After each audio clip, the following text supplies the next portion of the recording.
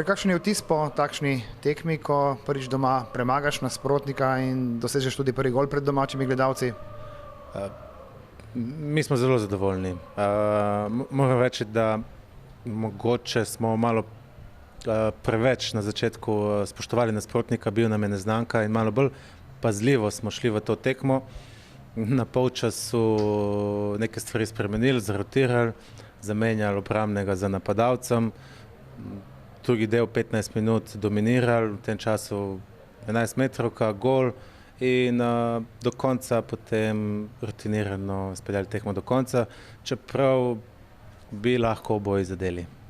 Zdelo se je, da ste šli kar precej previdno v tekmo, torej kot da bi se morda bali, da dobite gol.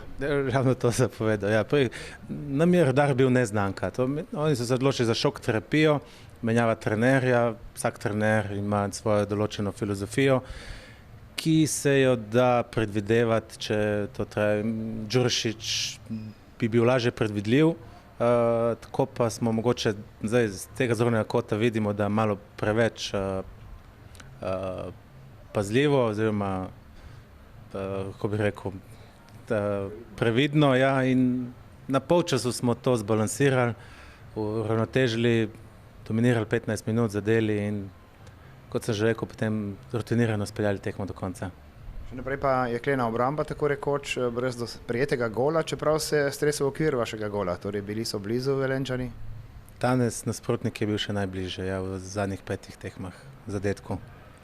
In v Gorico sedaj na primorski derbi, prvi letošnji? Z veseljem in optimistično pričakujemo tudi to tekmo.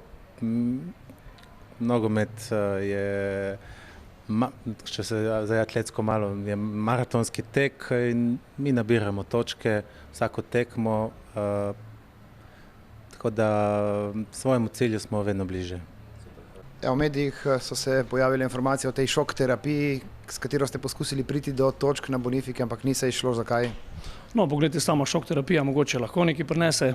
Zdaj dejstvo pa je, da je treba tekmo odigrati, tukaj se dobro taktično postaviti, disciplinirano, kar nam je, bom rekel, v dobri meri v prvem polčasu izredno uspevalo.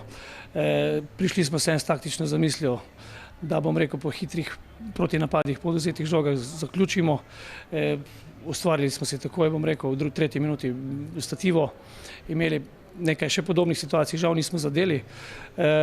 V nadaljevanju mogoče potem malo padli, kar je znal, bom rekel, tudi Koper s taktičnimi menjavami uspeti. Izkoristili so 11 metrovko in to je bilo danes dovolj, da so točke ostale v Kopru. Kaj menite o najstrožji kazni? No, pogledajte, to je v tem, ne bom zgubljal besed, sodnik je dopiskal, se pravi, da je bila. Luka Majcen je odlično izkoristil, bom rekel, zmedo eno samca to mogoče v celi tekmi v naši ožji obrambi.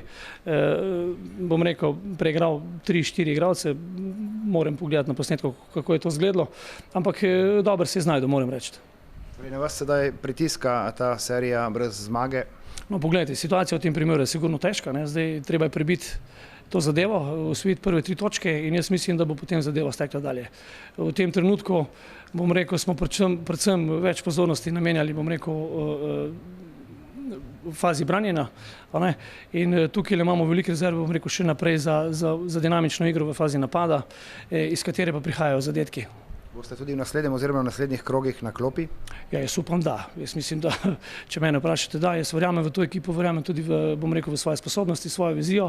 Moj način razmišljanja je ta, da mora biti igra na igrišču všečna publiki. Kot bivši igralec mislim, da imam te izkušnje in da imam igralcem kaj ponuditi.